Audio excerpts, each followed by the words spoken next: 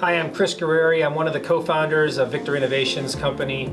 I wanted to put together a video today to help you answer for your customers the most logical question they should ask when you're showing them our sprayer. That is, why should I buy an electrostatic sprayer and what's it going to do for me if I use it out in the field?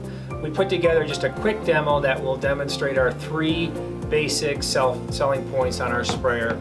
The first one is, how do I save you time? The second one is, how do I give you better coverage so I know that when I'm laying down a disinfectant I get the best kill claims and the best kill rate that I want?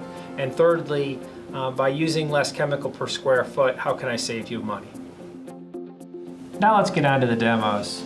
In this first demo, you'll see that I'm using an HVAC pipe, vent pipe that you could find at any home improvement store.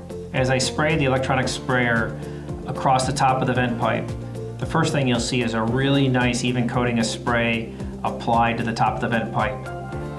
As I flip the pipe around, you'll see that some of the droplets have found their way to even give a nice coating on the bottom side of that. That's because the vent pipe is negatively charged naturally and by the way I'm holding it. And thirdly, you'll see that's because the particles don't want to hang out in the air. They literally will come back into the vent pipe and start to coat the inside of the pipe.